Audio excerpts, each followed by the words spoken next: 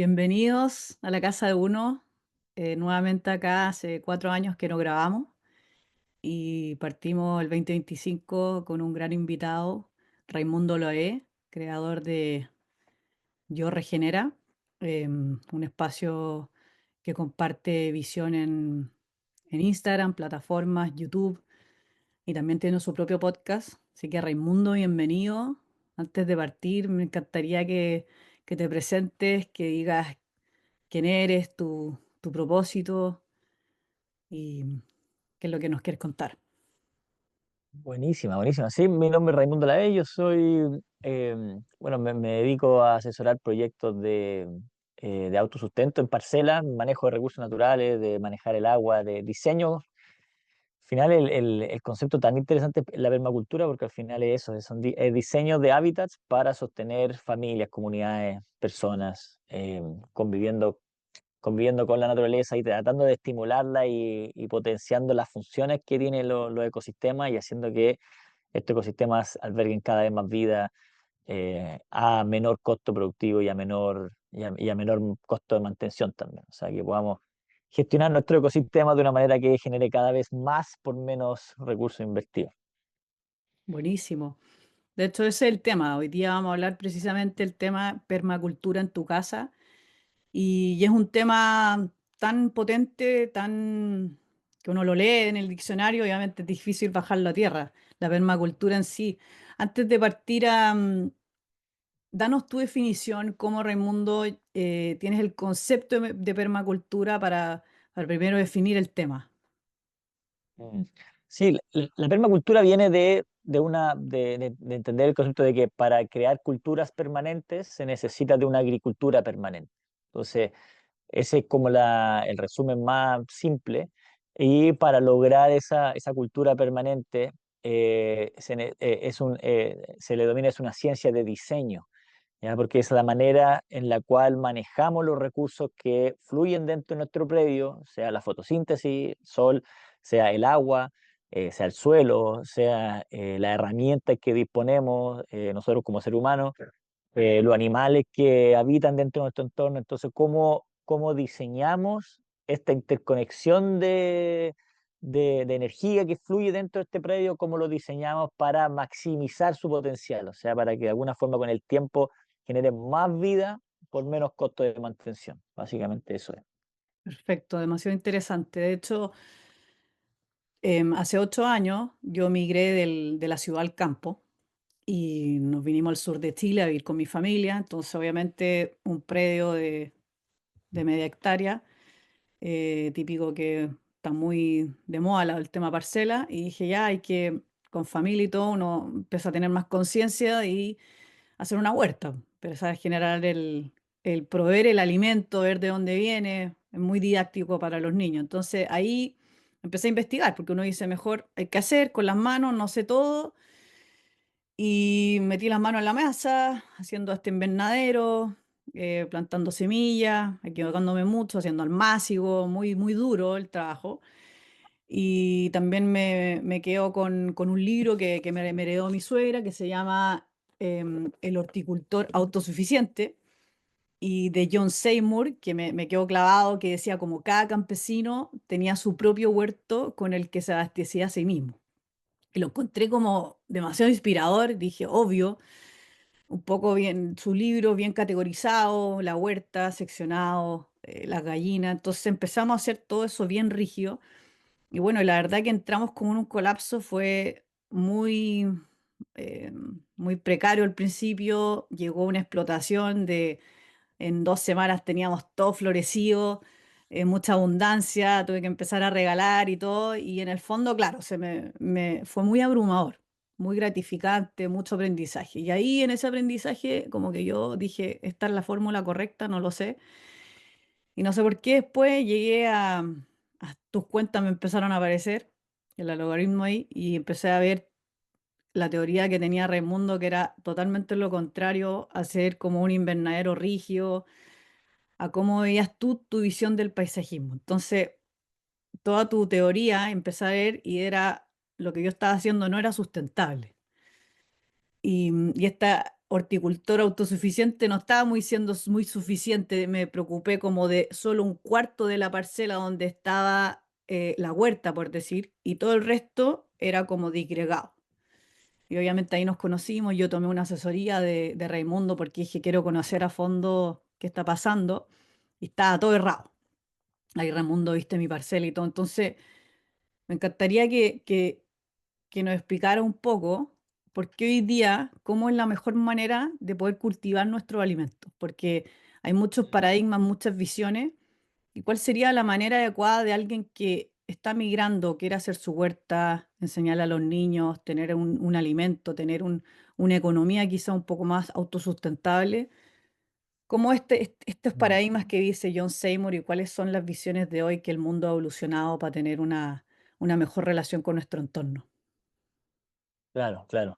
Sí, claro, o sea, es muy común eso, porque es cierto que uno llega con la idea del huerto y el huerto, si uno lo piensa como en el manejo de estas energías que están fluyendo constantemente en los terrenos de forma natural, libre o gratis, que uno no gasta nada, eh, en el huerto nos estamos como forzando llevar esta energía hacia un lado donde la naturaleza no quiere ir, que son estos anuales, ya la hortaliza, y entonces por eso tenemos maleza y empezamos a arrancar las malezas, después vienen los bichos y queremos extraer los bichos, eh, y terminamos como todo, porque si la naturaleza no lo hace gratis, tenemos que sacar recursos para pelear contra ella o para dirigirla hacia donde nosotros queremos, y ese recurso, esa dirección va a necesitar que nosotros saquemos recursos de nuestro bolsillo o físicos, para poder llevarla hacia donde queremos. Entonces siempre va a ser mucho más eficiente trabajar con los procesos naturales. Y para eso se requiere un cambio de paradigma gigante, o sea, es cultural, realmente es así de profundo, es un cambio de paradigma cultural, ¿ya? Es dejar de ver los anuales como la solución a todo y empezar a ver, o enfocarse en ver lo perenne, que lo perenne son los árboles, los arbustos, eh, que es donde la naturaleza quiere ir. O sea, la naturaleza no quiere que haremos, que no quiere que sembremos anuales. De hecho, los anuales no crecen libremente. Los anuales es algo que viene desde la cultura occidental. De hecho, el trigo, y de las civilizaciones, el trigo generalmente, el maíz, el arroz, la papa, son todos cultivos que necesitan arado, necesitan abono, necesitan terrenos de alta fertilidad, para producir estos anuales, y el próximo año uno lo cosecha, y el próximo año hay que hacerlo de nuevo, y de nuevo, y de nuevo. Entonces, son desgastantes. Y la naturaleza nos enseña que justamente eso es lo que ella no quiere ir hacia ese lado. ¿Ya? Ella quiere que de alguna forma se transforme en un bosque. Entonces, nosotros podemos trabajar esa energía del bosque, podemos ir modificando esa energía del bosque, o sea, va avanzando hacia el bosque, pero en vez de que se vaya a, no sé, pues a especies manejadas por pájaros, por ejemplo, lo que hoy día vemos en mi ecosistema son maquis, boldos, peumos, litres, son especies manejadas por pájaros, no son especies manejadas por humanos. Nosotros podemos manejar esa sucesión hacia especies manejadas por humanos. Obviamente hoy día tenemos una gran diversidad de accesos y de dietas, pero entonces podemos empezar a meter especies como por ejemplo los avellanos, los castaños, los almendros, los olivos, que son todas esas especies de alto valor calórico que pueden, con el tiempo, van a producir cada vez más calorías, y ese mismo alimento lo podemos nutrir nosotros, podemos alimentar nosotros, o podemos alimentar las gallinas, podemos alimentar a los chanchos, y nos vamos a asegurar que aunque nos vayamos, volvamos y tengamos esos árboles produciendo así generaciones, generaciones, generaciones, una fuente de calorías de alto valor, simplemente sin gastar de más, que es es lo que recomendaríamos hacer de alguna forma si es que alguien viene al campo. Ingresamos al campo, lo primero que tenemos que hacer es plantar estas especies de alto valor calórico, para asegurar, justamente que con el tiempo tengamos abundancia. Pues, abundancia, abundancia es en términos de tiempo, abundancia que, oye, tenemos todos estos árboles plantados, claro, se van a demorar 3, 4, 5 años en dar, pero de ahí para la eternidad. Mm. Ahí es mucho más gratificante, es mucho más entretenido, es mucho más fácil. Plantar lechuga, plantar tomate, plantar estas especies, es difícil, no es fácil. A cambio, plantar árboles es simple, ¿ya? Es simple mientras uno mantenga una cierta, un, un método de plantación, ¿ya? O sea, generalmente uno piensa que hay cosa de ir al vivero, comprar árboles y plantarlos. De hecho, recomendaríamos mucho más, en vez de ir al vivero a comprar árboles, comprar semillas y plantar sacos, comprar sacos de avellanas, sacos de castañas, sacos de almendras, sacos de nueces, y esas sembrarlas. Mm. Y, y ahí uno va a ver, se da cuenta que va a empezar, el bosque va a empezar a crecer así, pero con fuerza. Y Mm. esa eso es entretenido. Mm. Y claro. Oye, maravilloso, Raimundo. Yo creo que lo que acabas de decir es muy fuerte, para alguien que recién lo escuchó, que uno dice: "Ay, que está hablando Mm, Raimundo como de su propia teoría". ¿Cómo podemos un poco darle un poco más de sustento a las personas que no saben mucho de esta visión de la permacultura real, que trabajar con el ecosistema natural, entender la naturaleza, sus procesos, no aislarse de ella, sino que potenciar sus recursos? ¿De dónde empezaste a aprender esto? ¿Cuáles fueron como, o son los referentes pioneros? Cuéntanos un poco como de esta mm, historia de esta permacultura, de dónde viene, que no es algo que nació ayer, que se viene investigando. Danos un poco una reseña de quiénes fueron los nombres, claro. las personas, los lugares de donde se empezaron a ver estas visiones, este nuevo paradigma, esta nueva visión de relacionarse con la naturaleza. Sí, sí, mira, claro, justamente, o sea, esta no es una teoría de alguna forma que invento yo, son, son principios que que llevan muchos años. Primero que todo, la cultura antigua la llevan haciendo desde que el humano es humano, o sea, es el humano en sí, el Homo sapiens, que tiene 300.000 años habitando todas las partes de este planeta, nunca ha manejado manuales. Nunca. Las anuales vienen desde las civilizaciones que deben tener 12.000, 15.000 años, los que más lo empujan. Entonces, 15.000 comparado con 300.000 años, es relativamente nuevo el tema del humano, el Homo sapiens, con la relación con los anuales. Entonces, esta información de alguna forma empieza a aparecer como algo así como una solución a la agricultura permanente, con un científico del FDA, del Departamento de Agricultura y Alimentos de Estados Unidos, que se llama J. Russell Smith. Él, en los años 30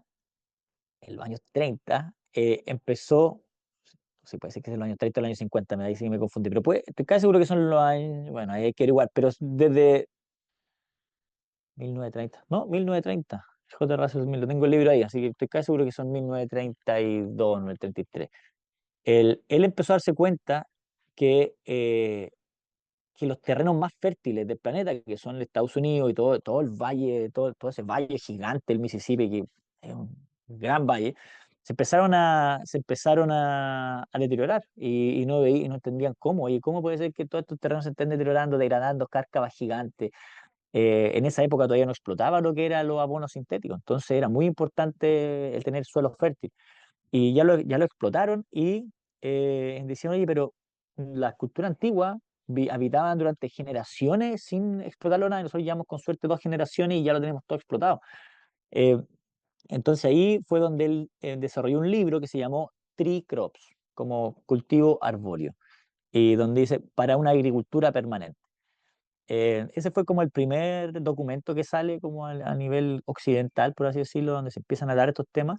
Y posterior a eso, en los años 70, viene Bill Mollison, eh, que era un profesor de universidad de Australia, junto con su alumno, que era David Holmgren, que era un neozelandés, que él desarrollaron lo que se llamó como esta tesis, que era Permacultura 1, que era como para este concepto, cómo podemos crear culturas permanentes eh, que perduren en el tiempo. Y la base totalmente era la agricultura permanente. Entonces, para establecer una agricultura permanente se desarrollaron principios, 12 principios. Y ahí nace lo que es la permacultura. Lo que es interesante es que con el tiempo, hoy día vamos a muchos lugares de donde hay centros de permacultura y su foco principal son los anuales. Mm. Entonces ahí es donde empieza, claro, y es fuerte porque como cultura nos atraen los anuales, y la permacultura justamente está hecha para expandirse en Occidente, es natural y hace sentido que empiece de a poco a transformarse en anuales. El problema es que, claro, el anuales no es, y nada de esto es una religión, o sea, nadie dice que en los anuales no, solamente que la base de un ecosistema saludable son los perennes.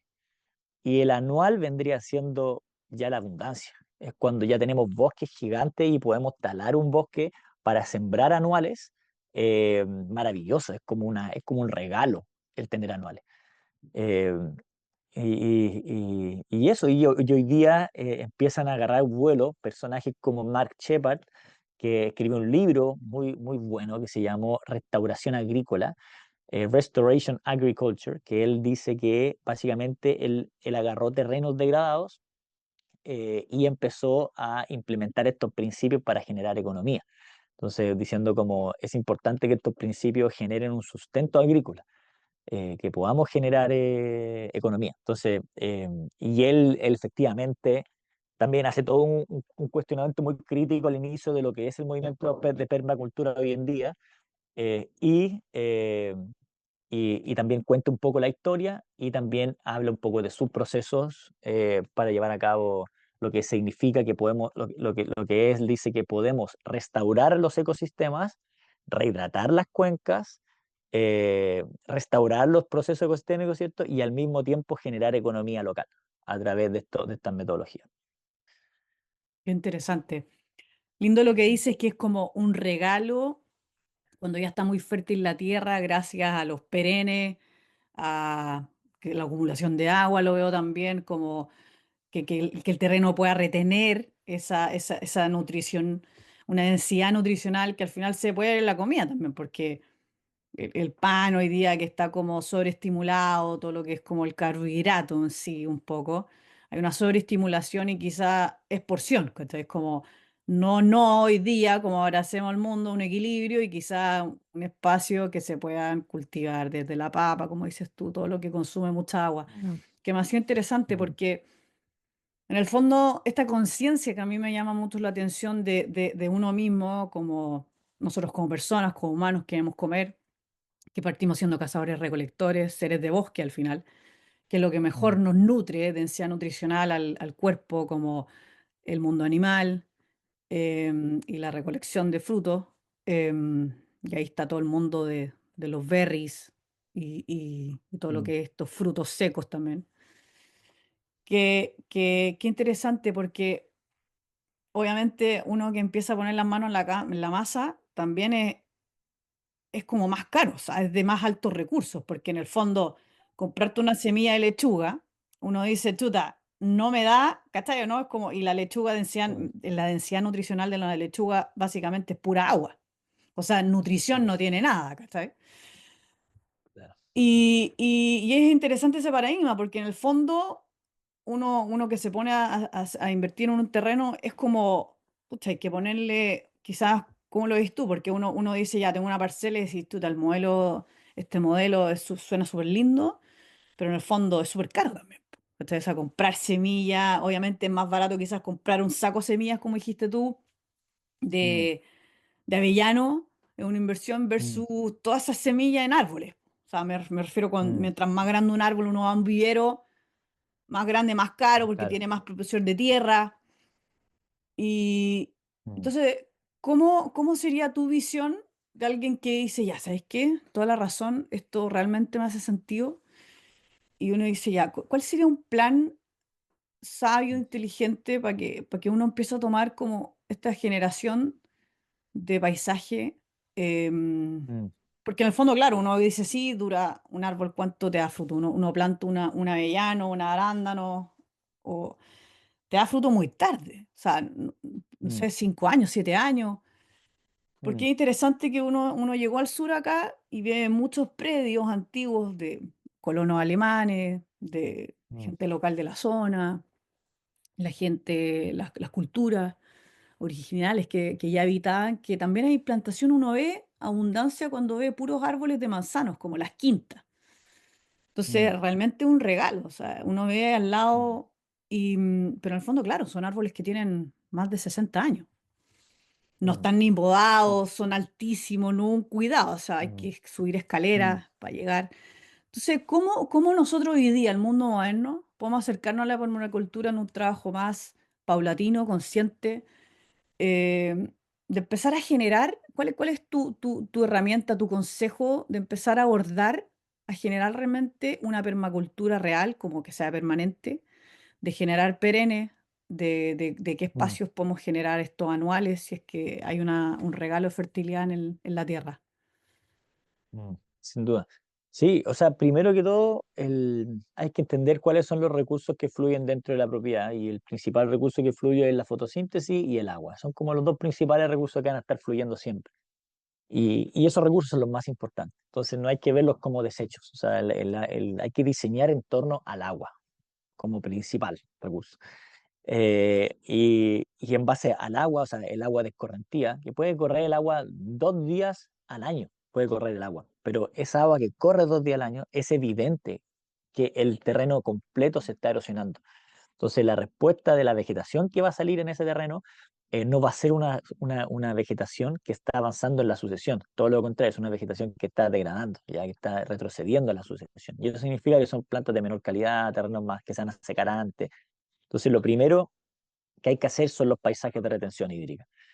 Súper sencillo, no es nada así que se requiera una gran inversión, de hecho mucho menos costoso que hacer un invernadero, por ejemplo, y uno se asegura que ya el terreno va a estar reteniendo suelo, eso es como la base. Eh, una vez que estemos reteniendo suelo, estamos haciendo que el agua infiltre, que haya deposición de sedimento, que todo se hace con los paisajes de retención hídrica, después entramos a manejar lo que son las malezas, todas las especies las especies pioneras o la vegetación que hay en el lugar.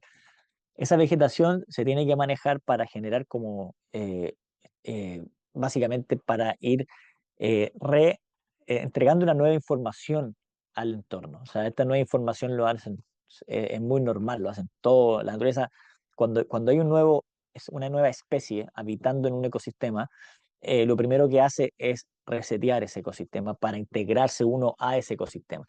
El reseteo o el rejuvenecimiento que se llama, que es básicamente entrar a podar y acumular esta materia vegetal, esta fotosíntesis acumulada, este carbono esencial, lo acumulamos justamente donde vamos a hacer nuestras líneas de plantación de árboles.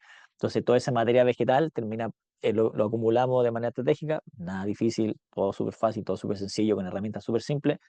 Lo ponemos de una manera que podamos hacer camellones de materia vegetal para que nuestros árboles se vayan nutriendo de la descomposición de ese material vegetal. ¿Ya? Y eso, después decimos ya, bacán, tenemos eso, ahora ¿qué avanzamos? Ahora es comprar sacos de semillas de especies calóricas. Saco no, ya, no tiene por qué ser sacos, pueden ser 10 kilos, 10 kilos de almendra, 10 kilos de avellana, 10 kilos de castaña, 10 kilos de nueces. Eh, y eso las vamos plantando en las mismas líneas de acumulación de este material vegetal. ¿Ya? También si queremos podemos hacer un vivero y podemos también el excedente de lo que no plantamos, lo plantamos en el vivero para no perder la semilla, ¿no? Eh, Asegurar que establezcamos las especies calóricas primero. Entonces la especie calórica es para independizarnos del trigo. Hoy día es muy común, oye, quiero gallinas, ya, pero tú sacáis la cuenta de cuánto te gastáis en trigo y cuánto te da la gallina en huevo, termináis muy neteados. Mm, ¿Ya? Entonces, lo ideal es que no tengamos que estar comprando energías externas, no tengamos que comprar insumos externos, trigo o abono externo, sino que trabajemos con la misma que hay en nuestro lugar. ¿Ya? Y por eso es importante las calorías. Una vez que tengamos excedente, un avellano que está produciendo avellana, te olvidaste, como decís tú, el manzano que ya tiene no sé cuántas generaciones, está ahí, no, nada lo mató, sigue ahí produciendo. mm, ¿Ya? Y 60 años, imagínate. Entonces, tú no puedes tener una huerta 60 años, se transforma en un pastizal, o sea, no va a estar 60 años después. A cambio, los bosques al de alimentos que uno mismo produce, sí, claro, no van a estar en su máximo potencial productivo, pero van a estar vivos, van a estar dando, van a haber material para sacarle patillas, para poder reproducir esa patilla. eh, Así que es un cambio de paradigma esencial, necesario. Y otro punto interesante también es que nosotros como seres humanos odiamos estar picando la tierra. mm. Para nadie es un trabajo grato picar la tierra, ¿ya? Pero te aseguro que nos encanta estar, no sé, si alguien te pasa un machete o, al hombre, o se le pasa una motosierra, es atractivo el estar podando, moviendo, como este movimiento así es algo muy natural para nosotros. A cambio, estar corvado así no es para nada natural para nosotros. Entonces, manejar bosques y estar también bajo sombra en épocas de calor es atractivo. Estar medio en el sol, en la mitad del sol, con mucho calor, en pleno verano, sembrando anuales, también no es atractivo. Los invernaderos, estar metido en un lugar lleno de calor, tampoco es atractivo. Estar bajo un bosque es atractivo. Entonces, claro, es algo que si empezamos a cambiar estos paradigmas y las personas lo empiezan a implementar en sus terrenos, como ya lo hemos visto con los clientes que nosotros tenemos, termina siendo algo entretenido de hacer, es como un Mm, hobby manejar sus parcelas. Y lo bonito es que uno dice, ya sí, se demora 3 4 5 años, pero ¿qué son 3 4 5 años? Si al final, hoy día lo más común es que uno tenga, o sea, la gente, las generaciones de que tienen hoy día 60 70 años, probablemente tienen sus terrenos, sí que lo han tenido desde los 30 pues tú, el terreno igual que a los 30. mm, O sea, lo tienen igual, pasto cortito, todo, no tienen nada. Imagínate una persona que compró el terreno a los 30 y ya tiene 60. Va a tener un bosque de 30 años. mm. Entonces te va a dar gusto tener 60 años, te va a dar gusto que el tiempo pase. ¿Ya? Es otra relación, como es otra manera de ver, de relacionarte con tu entorno, de dejar un legado, como que hace que todo sea más entretenido, pues. Un hobby te mantiene sano. Ver árboles crecer es algo también maravilloso. Mm. Mm. Es realmente como terapéutico, lo veo que lo que Mm. tú dices, la posición del cuerpo al final, yo creo que el ser humano de hoy inventamos el gimnasio para ejercitarnos y al final Mm. creo que también podemos generar nuestro propio espacio afuera de relación con el entorno. O sea, yo creo que no hay una relación con el entorno. Está de moda hoy día salir descalzo a pata pelada, 10 minutos en la mañana, Mm. despertar millones de técnicas para beneficiarse el cuerpo humano de relacionarse con el mundo exterior, pero que hoy día yo realmente no hay una relación profunda. ¿Cachai? ¿No? O sea, tengo un Mm. sitio, un terreno, por más grande y chico que sea, 1000 metros, lo que sea, 500, 200, terraza, jardín, que son ornamentales, básicamente. O sea, creo que son llenos de flores, bien rococó, como en un paisajismo Mm. más del Renacimiento, barroco, todos estos términos Mm. franceses con pasto. Mm. Y creo que, claro, son bonitos, porque puede parecer, hay una Mm. belleza en sí, hay unos diseños, pero en el fondo hay un vacío al final. Y creo que es Claro. Mm. importante, demasiado importante, creo yo, tu visión, que se valora el ser humano en sí, desde la nutrición a cómo el ecosistema potenciar ese terreno que tú dices en la retención del agua, que es el primer punto. O sea, yo creo que si consideramos el agua como el recurso principal, que no lo estamos tomando en cuenta, yo también lo veo como, pucha, uno genera conciencia, como no estoy recolectando el agua lluvia, como qué pasa ahí. Porque en el Mm. fondo uno dice ya, el agua, lo que más me preocupa es el riego, po. Uno dice el riego, adquirir un riego en la parcela, en el predio, lo que sea, y quizás más encima si no hay un buen diseño, como dices tú, que ese diseño puede ser muy tirado al principio no de retención de agua, sino cómo se ve, estético principalmente, Mm. no lo acopiamos. Sí. Y bueno, yo creo que Mm. es fuerte todo este cambio de paradigma. Mm. Compartimos con el tema del Sí. agua, anuales, creo que es súper importante lo que dijiste Mm. de la poda, ¿cachai? Porque creo Mm. que cuando uno ve maleza, está la herramienta del saca maleza al final. Que uno Sí. entiende como ven a Mm. la maleza, que es como la primera información que te da el ecosistema de que quiere ver vida verde, ¿no? Y al Sí. final, Sí. esa vía verde, ¿cómo la manejamos? O sea, no es un saca Mm. maleza, es como una poda maleza al final. Entonces, Claro. em, yo creo que Entiendo totalmente claro. Mm. esa conciencia con el... Entiendo. Claro. Dale, dale. Esa conciencia con el entorno al Mm. final Mm. de la permacultura, del generar cultura permanente, que lo encuentro fascinante. em, ¿cuál es, cuál sería como realmente la conciencia que quería generar hoy día, si alguien tiene un terreno, como empezar a hacer qué, empezar como... Mm, ¿Cuáles son las acciones que realmente deberíamos generar o tu intención que estás generando mm, con, con Yo Regenero? mm. Sí, mira, en verdad es un temazo, porque, por ejemplo, mira, hay un tema que tú tocaste que es súper interesante, que es el tema de lo estético, ¿ya? Y lo estético hoy día, la cultura occidental te diría que es la única cultura, todas las culturas de este planeta, que ha definido a lo estético como algo no funcional, Mm, ¿ya? O sea, al final, lo más estético es lo menos funcional. Y mm, eso es algo que es súper raro, es súper extraño, porque generalmente y esto yo me di cuenta cuando yo fui a Samoa, y en Samoa es realmente increíble la cosa, porque es una de las islas polinesias que no tiene influencia occidental.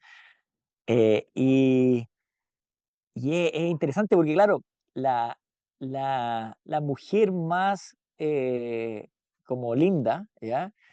En Occidente sería la menos linda, ¿cachai? mm, Y claro, pues la más grande, la que tiene la mejor cadera, la que da la mejor leche. Y es interesante porque tú veis gente así como hombres, como de buena pinta, así como fuerte, con las mujeres más gordas, ¿cachai? Más robustas. Y te da noción de que al final lo estético es tan creado, como que hay una manipulación tan inconsciente de lo que significa estético, y la cultura occidental lo ha llevado a un punto tan, tan alto donde se han enfocado en hacer que lo estético sea algo que consume recursos. Mientras más consume, mientras más esclavo, más bonito es. ¿Ya? Y esto lo vemos en los jardines muy notoriamente, donde el jardín con el pasto verde, con todo cuadradito, que hay que mantenerlo cerco, o todo con piedrita, que no hay ninguna maleza sobre, que todo este verde es con flores, etc., es un gasto energético gigante, pero que no nos da nada, mm, no genera ningún beneficio para la persona que está invirtiendo en ese jardín. mm, ¿Ya? Y eso también es algo interesante que hay que evaluar. Primero lo funcional, y lo funcional por consecuencia va a ser estético, porque si no, algo no funcional no puede ser lindo, porque te está generando esclavo de eso. mm, Y obviamente la esclavitud no genera el máximo potencial humano. Entonces, o la interacción, el máximo potencial de la interacción humano-naturaleza. Y, y por otro lado, en Occidente hoy día, por lo menos acá en la cultura, básicamente en todos lados en realidad, pero en Chile también se nota harto, ya que hay una fuerte choque cultural. mm, ¿Cachai? Por ejemplo, yo vivo en la comuna de Peyúgue, y es muy notorio el choque cultural que hay, que viene gente de afuera, que es gente que yo también, ¿cierto? Vengo de afuera, vengo llegado para acá. eh, pero, por ejemplo, viene lo primero que empieza a pasar de esta cultura de Occidente, que viene más del consumir, ¿ya? De lo estético como algo plenamente estético, o de consumo. Lo estético es definido como algo de consumo, más que simplemente algo funcional que permita facilidad de manejo. Lo primero que hacen la gente que viene afuera es tener dos perros, por ejemplo, una camioneta y un perro. O sea, vienen con su camioneta, vienen a instalarse y traen sus perros, ¿cierto? Y empieza a haber un problema, que los perros empiezan a comer la gallina de los vecinos. mm, ¿Ya? Y empieza a ver empieza esa interacción, empieza a ser, oye, ya, no, oiga, pero oye, su perro me está comiendo mi gallina. Y llega y le dice, ya, pero usted tiene que encerrar su gallina. mm, Y ahí empieza todo este choque. Claro, una persona que tiene sus gallinas para generar sustento, algo que lleva haciendo miles de años, ¿ya? Y que vive ahí, pero el de afuera que viene con sus perros, que no producen nada, es simplemente, de hecho, hay que comprarle comida de la industria para sostener a los perros, y los perros son como guagua, entonces termina los perros ya no son funcionales, sino que son mm, algo más de consumo, por así decirlo, algo mm, más de... Y, y empieza este choque cultural que, que es súper interesante. Entonces, de hecho, lo vemos, el David Holmgren también habla harto de esto, que hay un concepto en inglés, que se llama el hillbilly. ¿Sí lo que es el hillbilly? ¿Cachai el hillbilly? no, no, Que es no. como el hillbilly es como el hombre de montaña, que es como mal visto, como el tonto, es como hay como una noción de que se podría decir ermitaño también, pero no ermitaño, pero el hillbilly es como ¿cómo se le puede decir? Como el guaso bruto, perfecto. básicamente. Como, guaso bruto, guaso bruto. Siempre hay una notación negativa hacia el que es autosuficiente, el que Mm, vive, el que no necesita de la mm, industria, el que mm, puede, sí, el que, claro, va a su casa y él mismo cosecha su propia leña, él mismo tiene fuego, él mismo produce su propio pan, él mismo su propio trigo, tiene sus propios animales. No sé si se le echa a perder el auto, él mismo arregla su auto. eh, no está tan preocupado del aparentar ser, sino que es más es nomás. Y esos son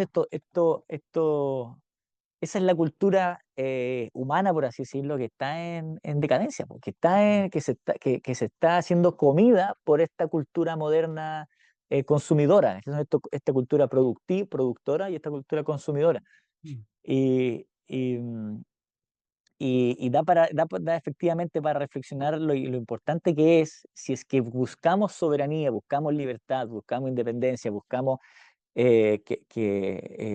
básicamente seguridad, mm, seguridad alimentaria, seguridad nutricional, seguridad de habitar de alguna forma. Es importante volver a hacernos cargo de nuestras capacidades, ¿ya? mm, Y transformar en ser más productores que consumidores. Y esto lo ve Bill Mollison, dice que, claro, cuando yo me subo a un avión y yo vea que la persona al lado mío tiene las uñas negras, con tierra, ¿cierto? Y sea normal tener gente que tenga uñas con tierra, a ver si este mundo va a haber cambiado.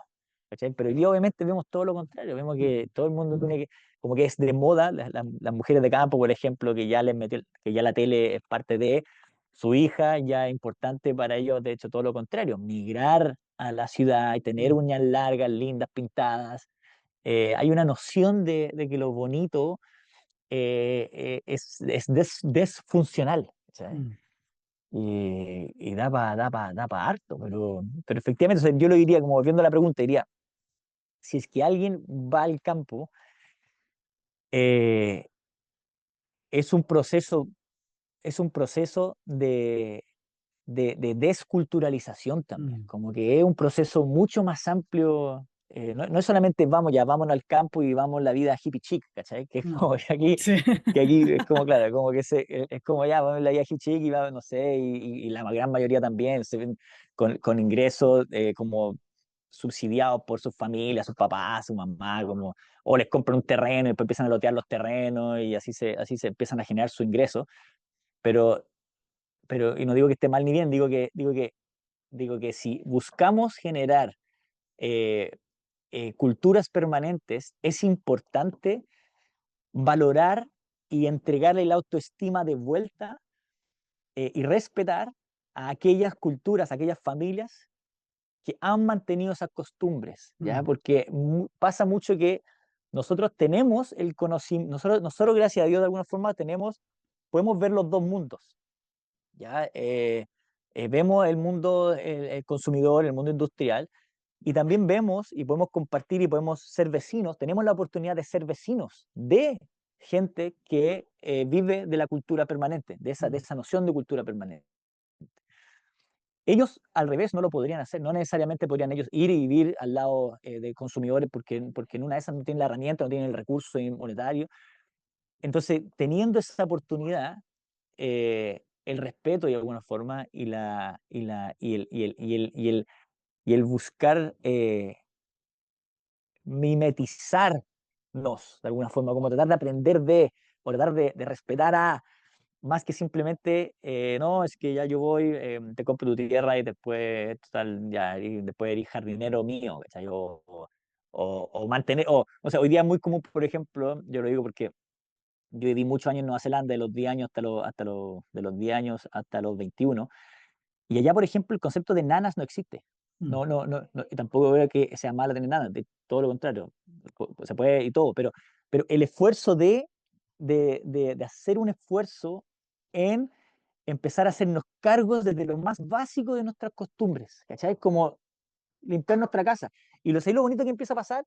Que ya no te preocupáis tanto en la perfección. La perfección pasa a ser algo ya como que le quitáis un poco de prioridad a la perfección. Ya mm. empieza a ser, oye, la casa sucia, la casa no tan sucia, o los platos no tan lavados, o no vestirse tan bien, empieza a generarte, empezamos a volver a ser más humanos y a importarnos más de lo más importante, y quitarle valor a lo menos importante que es como la estética, esta estética no funcional, ¿cachai?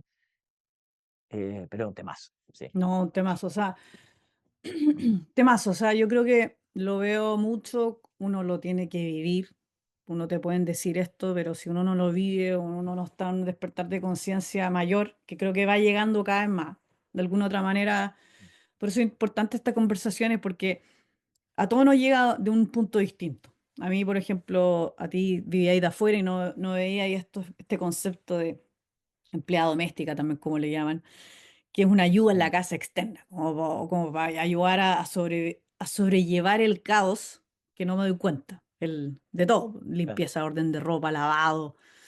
Y también lo veo yo muy profundamente, lo viví como el ser mamá, pues yo también soy mamá y uno Mm, tiene que poner las manos en la masa en la cocina y uno se empieza a dar cuenta que no tiene idea cómo hacer las cosas, pues, no sabía hacer un pan, mm, que es la masa madre, bueno, entonces mm, mundos que me apasionan mucho no tenemos la receta ni de la abuela porque perdimos ese oficio como cultura, como familia. Creo que mm, hubo mucho, por todo lo que vivimos, creo yo, como nivel mundial, guerra, separaciones, escapar, escasez de mm, alimentos, que hay que estudiar y trabajar y proveer. Creo que es como que vivimos un poco, venimos mucho de una cultura del miedo, de la escasez de falta de recursos, de que cualquier cosa va a pasar, entonces tenemos mucho la atención en lo externo, creo que vienen de abuelos, familias que hemos tenido mucho temor al vivir.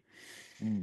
Y creo Puede que ser, claro. sí, esa conciencia como muy fuerte, como no, la vida de campo no deja de ser, eh, se deja disfrutar, ¿ya? Se deja disfrutar y como tú decís, también la gente de campo trata de sacar adelante a su hijo, a llevarlo al estudio, que yo creo que, ojo, no hay que Mm, negar el conocimiento que creo que es una herramienta de mucho poder y la comparto 100%, que es el aprender.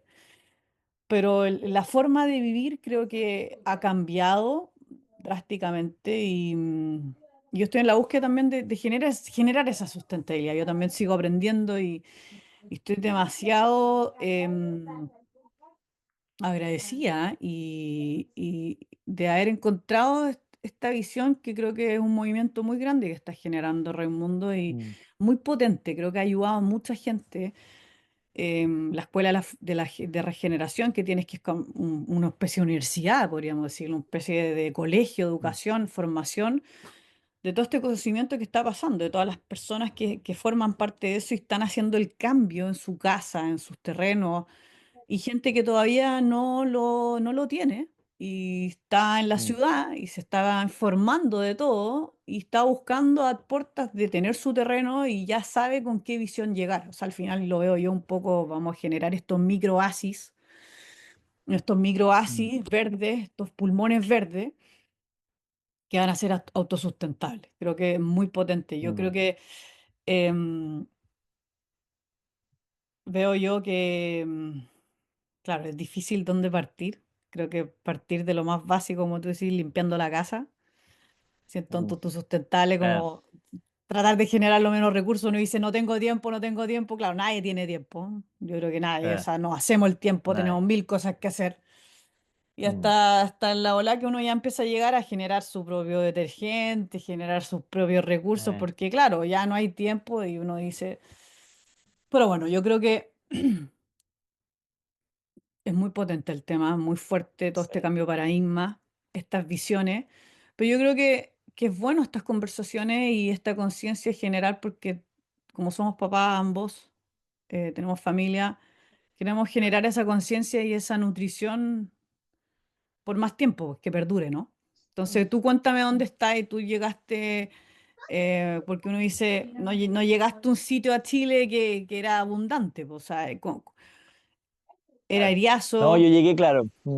Sí, bueno, Mark Shepard es como así como al que sigo bastante, porque me siento atraído mucho a su metodología de diseño, de implementación y todo, y de economía también. Entonces perfecto, sí. él dice, claro, que los permacultores en un futuro somos, el mejor negocio ahí está en ser eh, básicamente en ser, ¿cómo lo puedo decir? aumentar nuestro capital a través del manejo de tierras, ¿ya? O Mm. sea, al final lo que él hace es comprar tierra muy degradada y por ende muy barata, considerada no agrícola, y usando estas técnicas las va regenerando y obviamente va produciéndole valor. Y con esa técnica él va generando que tenga más tierra, más tierra, más tierra, más tierra. Entonces él dice que los promotores digamos hacer como real estate. Deberíamos estar metidos No, en el tema del buenísimo. el corretaje, pero no el corretaje de propiedades, sino que no vender propiedades, sino que estar metido en acumular tierra. Fértil. ¿Y dónde vamos? Vamos a los terrenos más baratos. Entonces, justamente ahí es donde yo llegué. Llegué a un terreno donde era un terreno considerado no agrícola, forestal, donde era muy barato la cantidad de tierra que uno puede comprar, pues justamente porque tenía condiciones adversas productivas.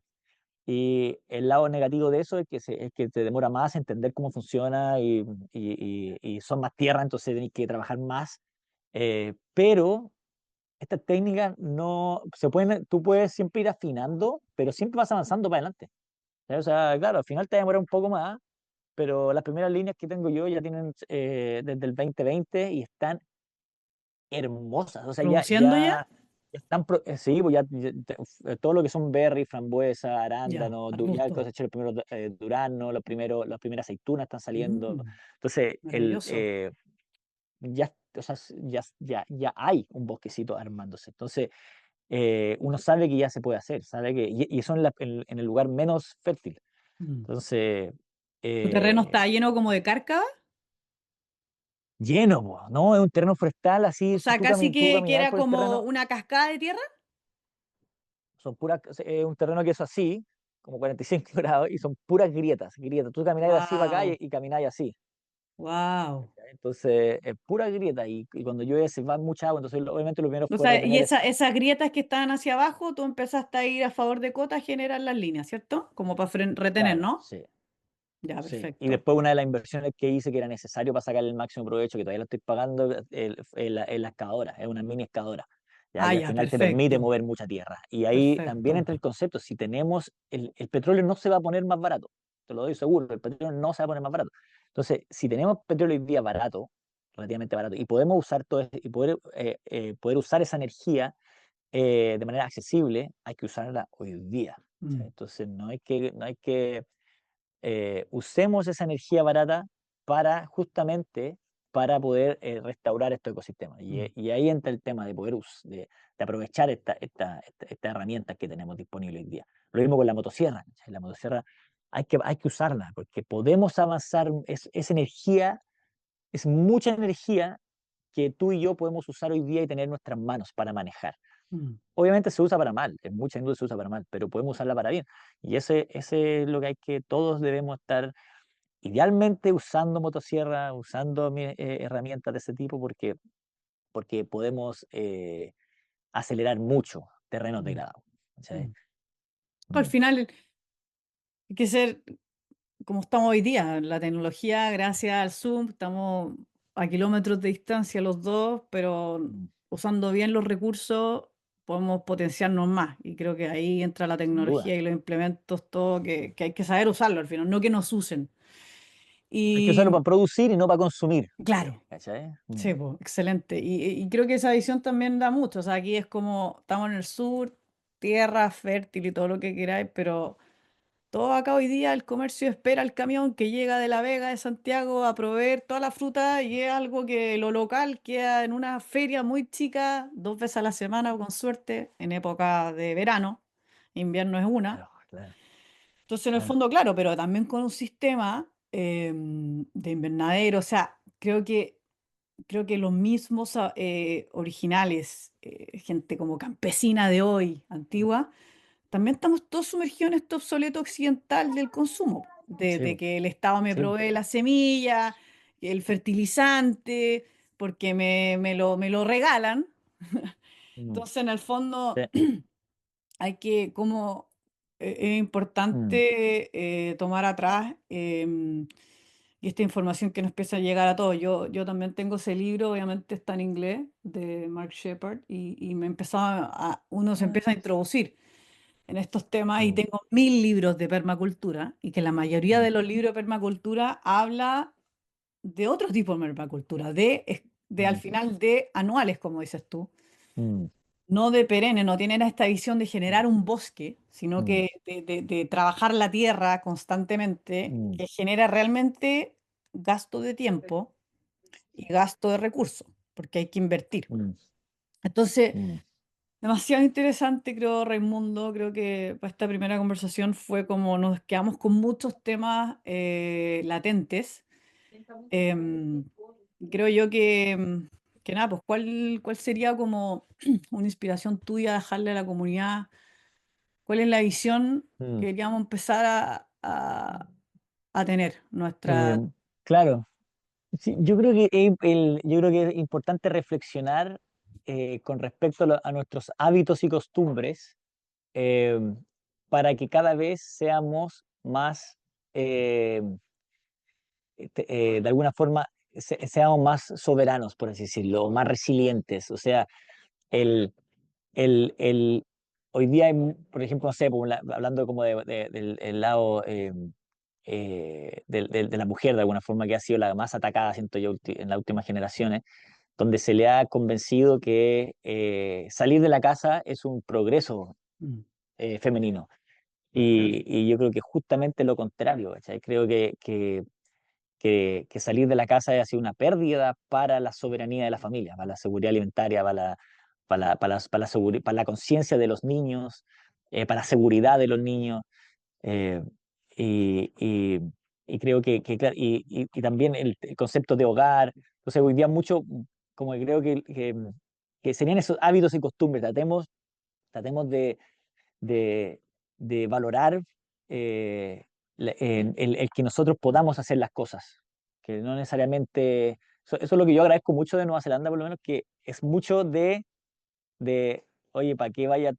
Como que como que es bien visto que tú hagas las cosas, mm, no es mal visto, por así decirlo, que tú hagas las cosas, y todo el mundo sabe que los hombres, no sé, los hombres los fines de semana en vez de salir a jugar pádel, ellos mismos están construyendo, arreglando sus techos. ¿Cachai? Es mm, como que el ejercicio y la salud mental vienen desde el hacer tus proyectos que te construyen tu capital, por así decirlo, más que simplemente ir a derrochar energía para otro lado. Ya que acá pasa mucho, por ejemplo, el surf, que yo también soy surfista, es una, en verdad, si lo empezamos a ver, es una desconexión profunda del humano, mm. porque el surf, al final, claro, vas para allá y surfeás y después qué, nada, no es un deporte familiar, no es un deporte que te aporta en absolutamente nada para el bienestar familiar, sino que simplemente algo que tenés que, como que te da como un así como, como que tú vayas a surfear y todo el mundo está así como, como inquieto, como estresado, como, quiero botar energía rápido eh, cuando en verdad no ganas absolutamente nada. Por cambio, no sé, ir a pescar, por ejemplo, es distinto, porque ya tú vas a pescar, bacán, es la misma sensación, agarraste un pescado y después llegáis con una comida para la casa, que nutre a la familia, que tiene alimentación. Eh, Son esas pequeñas costumbres hábitos y costumbres que nos van volviendo a conectar con nuestra esencia humana. Creo que eso es importante ir trabajando, decir que queremos iniciar a tener más libertad, más seguridad, soberanía, libertad, resiliencia, etcétera. Demasiado potente, Raimundo. Gracias, gracias por este espacio, por este tiempo, por este todo conocimiento de oro. Y nada, pues te dejo invitado próximamente. Los dejo invitado a todos que sigan a Raimundo. Cuéntanos dónde te pueden buscar, seguir, tus Eh, servicios de asesoría. claro, yo regenero.org y en Instagram yo regenero. Sí, Perfecto, no, así que feliz, encantado y muchas gracias también por invitarnos a este podcast. no, feliz, feliz de compartir contigo y gracias profundamente. Así que nos estamos viendo, Raimundo. Gracias. Buenísimo, Chao, muchas gracias. chao. Chao, chao, que estén bien.